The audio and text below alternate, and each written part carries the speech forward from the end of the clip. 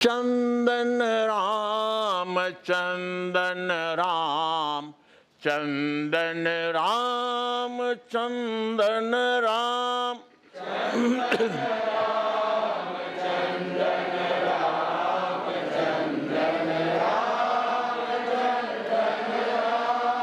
નંદન રામ નંદન રામ નંદન રામ નંદન રામ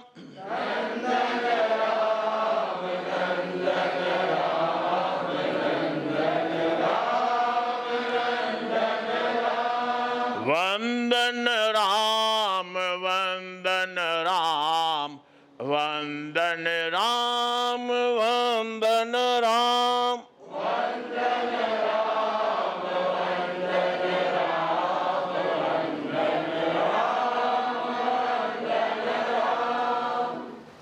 પૂજનીય ગુરુ પરમાત્મા, સહવર્તી સંતો, સેવાભાવી સતી રત્નો અને પ્રાતઃકાળે પરમાત્માના પ્રવચન પ્રેમી આત્મીય બંધુઓ અને બહેનો, પૂજનીય અને વંદનીય મારા પ્રાણથી પણ પ્યારા એવા પૂજ્ય ભોળિયાનાથ ભગવાન રામગુરુ પરમાત્માની અસીમ કૃપાના માધ્યમે પુણ્ય પાપ 32 એટલે ટૂંકમાં કહેવું હોય તો જીવન 32 જીવન 32 જીવન 32 છે. જીવનનો નકશો જેને જોવાના ભાવ હોય કે મારા જીવનનો નકશો કેટલો સીધો છે, કેટલો આડો છે, કેટલો સવડો છે, કેટલો અવળો છે, કેટલો વાંકો ચૂકો છે કે કેટલો સરળ છે, જે જીવાત્માએ પોતાના જીવનનો નકશો જોવો હોય એને પુણ્ય પાપ 32નું અવલોકન વારંવાર કરવું જોઈએ, વારંવાર કરવું જોઈએ, વારંવાર કરવું જોઈએ. વિચાર જો અશુભ તો અશુભ બંધાય છે.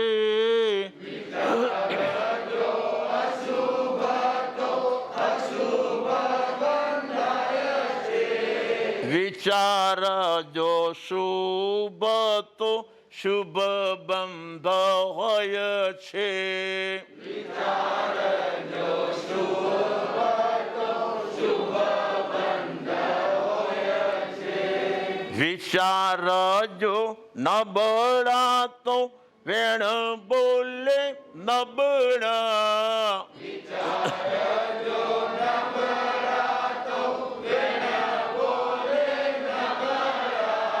વિચાર ને વાણી જીવા વર્તન નબળા. વિચાર ને વાણી જીવા વર્તન નબળા. કડી 5મી કહો કે કડી 6ઠી કહો, જે જીવાત્માને જ્યાં જ્યાં જન્મ મળે છે એ પોતાના કર્મ અનુસાર મળે છે. તો પોતાના કર્મ અનુસાર જે જીવાત્માને જે જન્મ મળ્યો હોય એને 3માંથી એક તો મળે મળે ને મળે. જો વિચાર નથી મળ્યા, વાણી નથી મળી, તો વર્તન તો મળ્યું છે મળ્યું છે મળ્યું છે. કોક જીવાત્માને એકના બદલે 2 સાધન મળે, વિચારે મળે ને વાણીએ મળે. 3જા નંબરની અંદર જેમ જેમ આ જીવાત્માનો પુણ્યનો ઉદય થતો જાય છે, જો સંસારી જીવાત્મા નોકરીએ જોઈન થયો હોય ને તો ધીમે ધીમે એનો પગાર વધતો જાય છે. એનું સ્ટેજ ગમે તે હોય પરંતુ પોતાના સ્ટેજ ઉપર પોતાનો પગાર વધતો જાય છે, વધતો જાય છે, વધતો જાય છે, તો એ જીવાત્મા આનંદ વિભોર બની જાય છે. તો એવી રીતે અહીંયા પણ જીવનના ખાનામાં પણ જ્યારે આ જીવાત્મા પૃથ્વી પાણી તેવું અને વનસ્પતિમાં હતું ત્યારે માત્ર કાયયોગ, માત્ર કાયયોગ, માત્ર કાયયોગ. જ્યાં સુધી ત્યાં અવળો ને અવળો જ રહ્યો. સવડો થયો જ નહીં, સવડો થયો જ નહીં, સવડો થયો જ નહીં, એટલે કે અશુભમાં ને અશુભમાં જ રહ્યો. શુભમાં આવ્યો જ નહીં, શુભમાં આવ્યા પછી આયુષ્ય બાંધ્યું જ નહીં, તો ત્યાં ને ત્યાં, ત્યાં ને ત્યાં, ત્યાં ને ત્યાં જ રહ્યો છે. પરંતુ ત્યાંથી કંઈક થોડી ઘણી કમાણી કરતો કરતો, શુભના સર્જન કરતો કરતો 5 સ્થાવરમાંથી 3 વિકલેન્દ્રિયમાં આવી ગયો છે. તો એક કાયયોગ મળ્યો હતો, હવે બે વચન યોગ અને કાયયોગ મળી ગયા છે. સાધન મળ્યા ભાઈ. જેમ સંસારી જીવાત્માની પગાર વધી તો વ્યક્તિ ખુશ થાય છે, તો આ જીવાત્મા પણ પુણ્યની કમાઈના કારણે ઊંચો આવ્યો છે, તો 2 ઇન્દ્રિય 3 ઇન્દ્રિય ને 4 ઇન્દ્રિય સુધી પહોંચી ગયો છે, તો વચન યોગનો સ્વામી બની ગયો છે. પરંતુ સાધન મળ્યું છે, પરંતુ સાધનનો ઉપયોગ કરતા આવડતું નથી. વચન યોગ મળ્યો છે, કાયયોગ મળ્યો છે. કાયયોગનો ઉપયોગ સવડો પણ થાય છે, અવળો પણ થાય છે. વચન યોગનો ઉપયોગ સવડો પણ થાય, અવળો પણ થાય છે. જે જીવાત્માને કાયયોગ કે વચન યોગ મળ્યો છે એ એના પુણ્યના ઉદય મળ્યો છે, પરંતુ ઉપયોગ કરતા કોને આવડે છે? ઉપયોગ કરતા કોને આવડે છે? ઉપયોગ કરતા કોને આવડે છે? તો પ્રાય કરીને મળેલા સાધનોનો સદુપયોગ કરવાના બદલે દુરુપયોગ વધુ થાય છે, વધુ થાય છે, વધુ થાય છે. એની પાછળનું કારણ બીજું કાંઈ જ નથી, આપણા પોતાના કસાયો. ચાલો, જીવંત નિર્ણય કરવો હોય તો કરી લ્યો, પ્રેક્ટિકલ નિર્ણય કરવો હોય તો કરી લ્યો. આપણા ઘરની અંદર માત્ર આપણે એકલા છીએ, એકલા છીએ, એકલા છીએ બહુધા કરીને નથી. ઘરની અંદર નાના પણ હોય છે, મોટા પણ હોય છે, વૃદ્ધો પણ હોય છે, બાળકો પણ હોય છે. તો પહેલા નંબરની અંદર ઘરના બધા સભ્યોનો વિનય જાળવ્યો હોય. આંગળી ઊંચી કરો લ્યો. નાનાનો પણ વિનય જાળવ્યો, મોટાનો પણ વિનય જાળવ્યો છે. ઘરની અંદર આ મને અનુકૂળ છે, આ મને પ્રતિકૂળ છે. મેં વિનયમાં ક્યાંય ખામી આવવા દીધી નથી. એક આંગળી ઊંચી કરો લ્યો. તો કે ગુરુદેવ, પહેલા નંબરમાં તો આપણું માનસ પોકારે છે, આ તો મારાથી નાનો છે, નાનો છે, નાનો છે. નાના નિમિત્તે અહમ સેવવાનું કોઈ આગમ કહે છે? કોઈ આગમ કીધું હોય તો બતાવો. તો આ મારાથી નાનો છે એ માનસમાં ભર્યા પછી આ જીવાતમાં હર સમયે એના નિમિત્તે અહમ સેવ્યા જ કરે છે, સેવ્યા જ કરે છે, સેવ્યા જ કરે છે. તો અહમ સેવવાનું જે કાર્ય છે શુભ છે કે અશુભ છે? તો ઘરના નિમિત્તે આ જીવાતમાં હર સમય અશુભમાં જાય છે. સભ્યો ઘરના ને ઘરના જ. તો હવે જે જીવાતમાં નાનાનો વિનય જાળવતો ન હોય અને નાના નિમિત્તે સંસ્કાર કયા પડે? સમજી ગયા છે? નાના નિમિત્તે સંસ્કાર સવડાના બદલે અવડા, સવડાના બદલે અવડા, સવડાના બદલે અવડા. હવે એ અવડા સંસ્કાર ભટકાય ક્યાં? વડીલની સામે. હવે વડીલનું ખાનું જોઈ લ્યો કે જે જીવાતમાએ પોતાના ઘરની અંદર નાનાનો વિનય જાળવેલો નથી અને એ જીવાતમાં કહેતો હોય કે મારા ઘરની અંદર આટલા વડીલો છે, દરેક વડીલનો વિનય હું જાળવું છું, હું જાળવું છું, હું જાળવું છું. માયનો લાલ કોઈ કહી ન શકે. એની પાછળનું કારણ શું છે ભાઈ? કારણ બીજું કાંઈ નથી. જે આપણાથી નાના હતા એના નિમિત્તે આ જીવાતને હર સમય અહમ જ સેવન કર્યો છે, અહમનું જ સેવન કર્યું છે. એના કારણે કુસંસ્કાર પડી ગયા, કુસંસ્કાર પડી ગયા, કુસંસ્કાર પડી ગયા. એના કારણે એ કુસંસ્કાર વડીલો હારે ભટકા. સમજી ગયા છો? વડીલો હારે જબાન ખુલી જાય છે. એની પાછળનું મૂળ કારણ હોય કે જે જીવાતમાં મા બાપ સાથે અથડાયેલો હોય એ ગુરુ સાથે 100% અથડાય છે. ગુરુ સાથે જે જીવાત્મા અથડાયેલો છે, ગ્રંથકારો લખે છે, એ કેવડીને પણ છોડવા તૈયાર નથી. યાદ કરી લ્યો, ગોશાલકનો પૂર્વ ભવ યાદ કરું. ભગત જાહેર સભામાં ગયો છે, સર્વજ્ઞની સભામાં ગયો છે. કેવડી પરમાત્મા પ્રવચનની ધારા સ્વયંના મુખારવિંદથી વરસાવી રહ્યા છે. ભર સભામાં આ ગોશાલકના આત્માએ ઈશ્વરના ભવની અંદર કેવડીનું પણ અપમાન કર્યું છે, આશાત્મા કરી છે. કેમ ભટકાણો ભાઈ? ઘરના સાથે ભટકાય એ બહારના સાથે ભટકાય, વડીલ સાથે ભટકાય એ વિતરાગ સાથે ભટકાય છે. તો હવે વિતરાગ સાથે ભટકાય એ શુભ કે અશુભ? પણ આ જીવાત્માના જીવનની અંદર જોઈ લેવા જેવું છે, જીવનનું ખાનું તપાસવા જેવું છે કે ઘરની અંદર નાનો હોય તો નાનો, મોટો હોય તો મોટો, એક હોય તો એક અને અનેક હોય તો અનેક. મારે મારા સંસ્કાર બગાડવા નથી, માટે આનો અભિનય કરવો નથી. સમજી ગયા છો? આ નાનો છે માટે અભિનય તો મારેથી થશે, અભિનયનો દોષ તો મને લાગવાનો છે. તો હવે વાત એ કરવી છે, આ અશુભનું સર્જન આટલું બધું કોના કારણે થાય છે? તો જ્યાં જ્યાં સંસારી જીવ છે ભાઈ, જ્યાં સંસારી જીવ છે, ઉપરના ગુણસ્થાનક વાળા હોય તો વાતો ન્યારી છે, પરંતુ જે નીચેના ગુણસ્થાનક વાળા જીવાત્માઓ છે, ત્યાં આગમકારો કહે છે કસાય છે.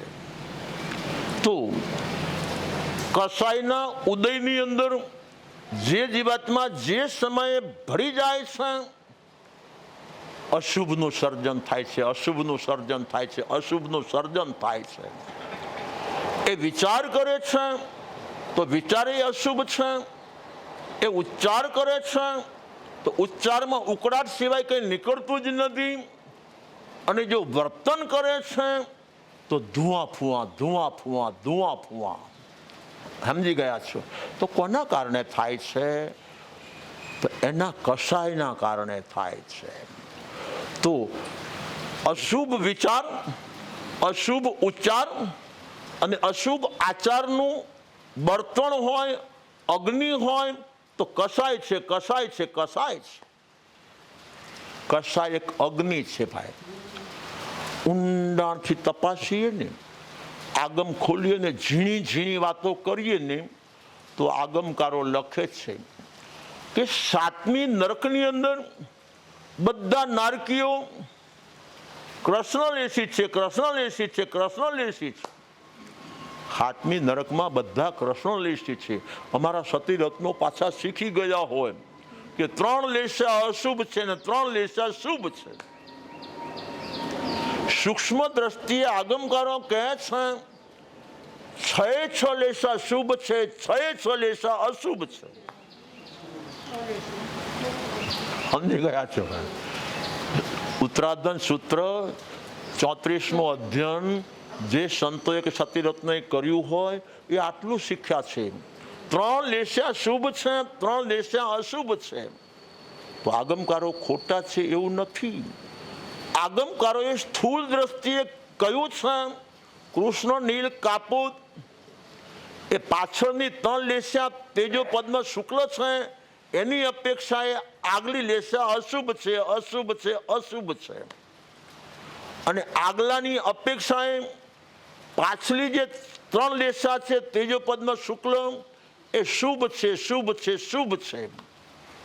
જો કેવી રીતે, સાવ સહેલી ભાષામાં વાત કરું છું. અહીંયા નાનો ભાઈ બેઠો છે અને આ મોટો ભાઈ છે. અહીંયા નાનો ભાઈ બેઠો છે અને આ મોટો ભાઈ છે. બંને ભાઈ સંયમી છે, પરંતુ નાનાની અપેક્ષાએ મોટો છે અને મોટાની અપેક્ષાએ નાનો છે. સમજી ગયા છે? મોટાની અપેક્ષાએ નાનો નાનો છે અને નાનાની અપેક્ષાએ મોટો મોટો છે. એ જ ન્યાય કૃષ્ણ લેશ્યા જો અશુભ છે તો નીલ લેશ્યા શુભ છે. સમજી ગયા છો ભાઈ? હવે નીલ લેશ્યા અશુભ છે તો કાપોટ લેશ્યા શુભ છે. કાપોટ લેશ્યા અશુભ છે તો તેજો લેશ્યા શુભ છે. તેજો લેશ્યા અશુભ છે તો પદ્મ લેશ્યા શુભ છે. અને પદ્મ લેશ્યા જો અશુભ છે તો શુક્લ લેશ્યા શુભ છે. આગલાની અપેક્ષાએ પાછલો શુભ, આગલાની અપેક્ષાએ મોટો મોટો. સમજી ગયા છો ભાઈ? તો હવે વાત કરવી છે, જોજો કૃષ્ણ લેશિયાવાળા શુભ લેશિયાવાળા શુભ વિચારવાળા પણ હોય, કૃષ્ણ લેશિયાવાળા અશુભ વિચારવાળા પણ હોય છે. કૃષ્ણ લેશી જીવાત્મા શુભ વિચારવાળા પણ હોઈ શકે છે, અશુભ વિચારવાળા પણ હોઈ શકે છે. પણ આપણે કહી ગયા છીએ કે ઉપરની 5 લેશ્યા અપેક્ષાએ તો કૃષ્ણ લેશા અશુભ અશુભ ને અશુભ છે. પરંતુ નારકીના જે જીવાત્મા છે એ જીવાત્મા બધા હાથમી નરકમાં કૃષ્ણ લેશા વાળા છે. તો બધા તિર્યંશમાં એક જ જગ્યાએ જવાના છે, એક જ સ્થાનમાં જવાના છે. બધા નરક જો હાથમી નરકની ગતિ તિર્યંશની છે, પરંતુ બધા વાઘ થશે, બધા દીપડા થશે, બધા ચિત્તા થશે, બધા બકરા થશે, બધા બોકડા થશે એવું છે ભાઈ? ના, તો પશુઓમાં પણ ચડતી ઉતરતી છે. સમજી ગયા છો ભાઈ?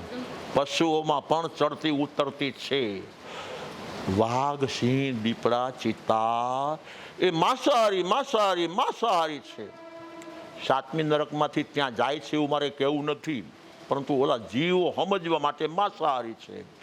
એના કરતા બકરા છે, ઘેટા છે, ગાય છે, બળદ છે એ શાકાહારી છે. તો હવે 7મી નરકમાંથી શાકાહારી પશુમાં જાય કે ન જાય? તો માંસાહારી પશુ કરતા શાકાહારી થોડુંક સમજી ગયા ચડિયાતું છે કે નહીં? તો કયા કારણે એને શાકાહારી પશુમાં જવાનું બન્યું? તો એની અપેક્ષાએ શુભ લેશિયાના કારણે બન્યું છે. સમજી ગયા છે ભાઈ?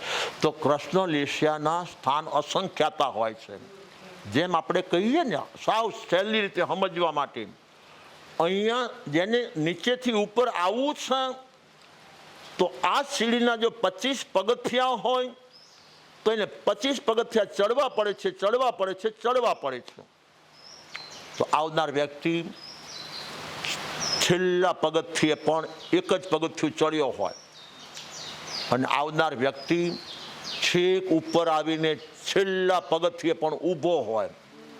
ક્યાં ઊભો છે? બંને જણા પગથિયે ઊભા છે. પરંતુ ફેર છે પહેલા, સીડી એકની એક છે, લેશિયા એકની એક છે, છતાં એક છેલ્લા પગથિયે છે અને એક પહેલા પગથિયે આવીને પહોંચી ગયો છે. તો છેલ્લા પગથિયાવાળા કરતા પહેલા પગથિયાવાળો જે ઉપર આવી ગયો છે એ બહુ સારું છે કે નહીં બેન? એવી રીતે કૃષ્ણ લેશા શુભ થઈ શકે છે, નીલ લેશા શુભ થઈ શકે છે, કાપોટ લેશા શુભ થઈ શકે છે, તેજો લેશા શુભ થઈ શકે છે, પદ્મ લેશા શુભ થઈ શકે છે, અને શુક્લ લેશા વાળો પણ શુભ હોઈ શકે છે. તો હવે આગમકારો લખે છે ભગવતી શતક 24મું અને 24 ઉદ્દેશા છે. અને 24 ઉદ્દેશાની અંદર અકેક દંડકની વાત કરવામાં આવી છે અને દરેકને અધ્યવસાય આપવામાં આવ્યા છે. તો આગમકારો લખે છે કે 24 દંડકમાં પ્રશસ્ત અધ્યવસાયો પણ હોય છે અને અપ્રશસ્ત અધ્યવસાયો પણ હોય છે. પ્રશસ્ત અધ્યવસાયો પણ હોય છે અને અપ્રશસ્ત અધ્યવસાયો પણ હોય છે. એનો અર્થ શું થયો કે પૃથ્વીકાયના જીવાત્મામાં શુભ ભાવ પણ હોય છે, અશુભ ભાવ પણ હોય છે. તેવું કાયના જીવાત્મામાં શુભ ભાવ પણ હોય છે, અશુભ ભાવ પણ હોય છે. હવે આપણે તો આપણા જીવનનું ખાનું જ ખોલવું છે કે આપણા જીવનમાં શું છે, આપણા જીવનમાં શું છે, આપણા જીવનમાં શું છે. તો પહેલા નંબરની અંદર લેવા કરતા દેવાના ભાવ વધુ છે, વધુ છે, વધુ છે. લેવા કરતા દેવાના ભાવ વધુ છે, વધુ છે, વધુ છે. તો લેવાના ભાવ હજી લઈ લઉં, હજી લઈ લઉં, હજી લઈ લઉં, હજી લઈ લઉં. આ બાજુથી આવતું હોય તો આવવા દો, આવતું હોય તો આવવા દો, આવતું હોય તો આવવા દો. આગમકારો કહે છે લેવાના ભાવ અશુભ છે, લેવાના ભાવ અશુભ છે. ત્યારે મારા પાસે જે કોઈ ચીજ વસ્તુ હોય એ મારે આપવી છે, મારે આપવી છે, મારે આપવી છે. એક જીવંત કિસ્સો કહું છું. યુગ પ્રધાન આચાર્ય સમ પૂજનીય વંદનીય ચંદ્રશેખર વિજયજી મહારાજ સાહેબની સભામાં મુંબઈમાં બની ગયેલો કિસ્સો છે. 10-12 હજારની મેદની છે અને હું જો ભૂલતો ન હોઉં તો વાલકેશ્વરમાં ચંદનવાડા હોલની અંદર બની ગયેલો કિસ્સો છે. તો એ સમયે દાન ઉપરનું પ્રવચન ચાલુ, કારણ કચ્છમાંથી 10,000 20,000 ઢોર આ બાજુ આવતા હતા દુષ્કાળના કારણે. તો ગુરુદેવનું પ્રવચન ચાલુ છે. લોકોએ સંપત્તિની વરસાદ વરસાવી છે, વરસાદ વરસાવી છે, વરસાદ વરસાવી છે. એના બહેનોએ તો એના હાથમાં ને ગળામાં જે કંઈ હશે, જેટલું હશે એ ઉછાળ કર્યું છે, ઉછાળ કર્યું છે. દાનમાં આપ્યું છે, દાનમાં આપ્યું છે, દાનમાં આપ્યું છે. એક માત્ર કામવાળી માં અને સાથે માને સહકાર આપનારી 10-12 વર્ષની દીકરી, બા મુझे देना है, मुझे देना है, मुझे देना है. બા મારે પણ કંઈક દેવું છે, કંઈક દેવું છે, કંઈક દેવું છે. આમ પોલકાનું ખિસ્સું જોઈએ શું મળે? પારકા કામ કરતા હોય એના ખિસ્સામાં શું મળે? કાંઈ નથી, કાંઈ નથી, કાંઈ નથી. છોકરી હિપકે ને હિપકે, 10-12 વર્ષની છોકરી હિપકે ને હિપકે રોવે છે. આવડી મોટી સભા છે અને આ બચ્ચું રોવે છે. મારે કંઈક દેવું છે, કંઈક દેવું છે, કંઈક દેવું છે. તો દેવાના જો ભાઈ પાસે કંઈ છે નહીં, પાસે કંઈ છે નહીં, પરંતુ દેવાના ભાવ આસમાને ચડે એવા છે. તો મારે એ કહેવું છે, ભલે આને 10,000 આપ્યા હોય, આને લાખ આપ્યા હોય, આને 11 લાખ આપ્યા હોય, તો બોલે 51 લાખ આપ્યા હોય, સમજી ગયા છો. પરંતુ જેના પાસે બેંક બેલેન્સમાં કંઈ નથી એને દેવાના ભાવ છે, દેવાના ભાવ છે, દેવાના ભાવ છે. પ્રશસ્ત ભાવ કોના? સમજી ગયા છે ભાઈ. 11 લાખ ને 21 લાખ ને 51 લાખ આપ્યા છે એ ખોટા છે, મારે નથી કેવું. પરંતુ જેના પાસે બેંક બેલેન્સ કંઈ નથી એ મા સામું જોઈ જોઈને રડે છે, જોઈ જોઈને રડે છે, જોઈ જોઈને રડે છે. કુદરતને ત્યાં દેર હોય છે, અંધેર નથી હોતો. તો બચ્ચું રડે છે, ગુરુદેવની નજર એ બાજુ પડી છે, તો ત્યાં કંઈક થાય છે, ત્યાં કંઈક થાય છે, ત્યાં કંઈક થાય છે. કોણ છે? તપાસ કરો, તપાસ કરો, તપાસ કરો. તો હજી ગુરુદેવે જ્યાં કહ્યું છે ને, બચ્ચીનું ધ્યાન વીંટી ઉપર ગયું છે. બચ્ચીનું ધ્યાન વીંટી ઉપર ગયું છે. એક સાચી વીંટી પહેરેલી હશે. તો હવે આજે એ 12 વર્ષની છે, જ્યારે એને પહેરીએ છે ત્યારે પહેરી હશે, ત્યારથી કાઢી નહીં હોય. કાઢવા માટે પ્રયત્ન કર્યો. માત્ર મારે દેવું છે એમ નહીં. આને એનું ઘડિયાળ ઉછાળ્યું છે, આને એનો સોનાનો ચેન ઉછાળ્યો છે, ઓલાએ એમની બંગડી કાઢીને આકાશમાં ઉછાળી છે. મારે ઉછાળવી છે, મારે ઉછાળવી છે, મારે ઉછાળવી છે. બા મને કાઢી દે, બા મને કાઢી દે, બા મને કાઢી દે. બા ખેંચવા સતત પ્રયત્ન કરે છે પણ બંગડી નીકળતી નથી. ગુરુદેવે માને દીકરીને બાજુમાં બોલાવ્યા છે. बेटा केम रड़े छे? गुरुदेव कुछ देना है, कुछ देना है, कुछ देना है, मेरे पास कुछ नहीं है, कुछ नहीं है, कुछ नहीं है। एक अंगूठी है, मुझे देना है, मारे उछाड़वी छे। तो ए समये सभामांथी सोनीने बोलाव्यो छे। जीवंत बनी गेलो किस्सो कहूं छुं। सोनीने बोलाव्यो छे, वीटी कपावी छे અને ઉલ્લાસ અને ઉમંગ અને હૃદયના ભાવથી એના ગુરુદેવ ઉપર આમ ઘા કર્યો છે. હાશ મારે દેવાના ભાવ હતા. તો મારે વાત એ કરવી છે, માણસ બહુ નાનો છે ભાઈ. નાના માણસ પાસે શુભ ભાવ નથી હોતા એમ નથી. શું કામ? શુભ ભાવનું સ્થાન હોય તો હૃદય છે. નાના માણસ પાસે મોટું હૃદય હોઈ શકે છે, હોઈ શકે છે, હોઈ શકે છે.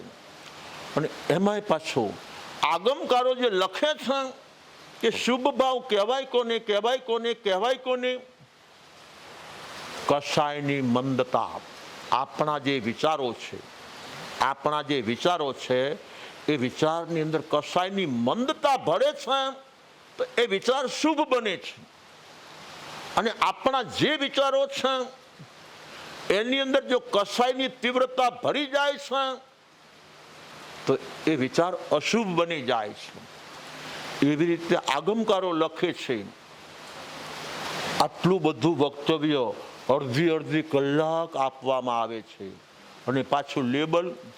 આ વાણી મારી નથી, પરમાત્મા મહાવીર સ્વામીની વાણી છે, પરમાત્મા મહાવીર સ્વામીની વાણી છે, પરમાત્મા મહાવીર સ્વામીની વાણી છે. વક્તા બોલનાર બોલે છે ભાઈ. આ વાણી મારી નથી, મા બાપાની નથી, પરંતુ પરમ પિતાની આ વાણી છે.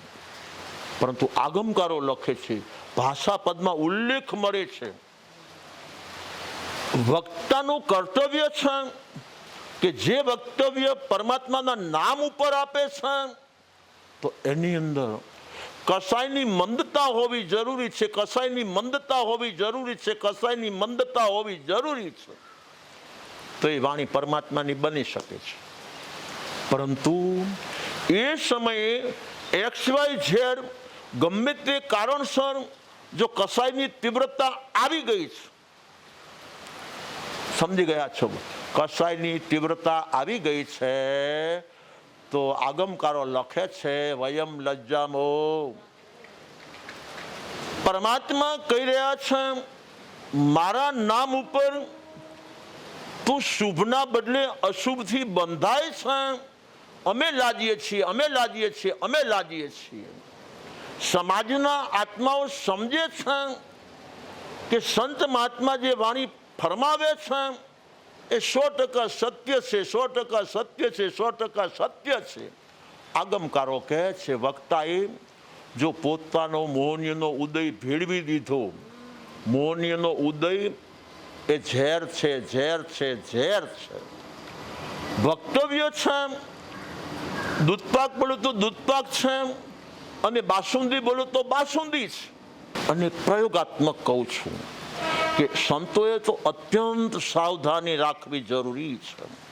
પરમાત્માનું સિંહાસન છે, પરમાત્માનું સિંહાસન છે, પરમાત્માનું સિંહાસન છે.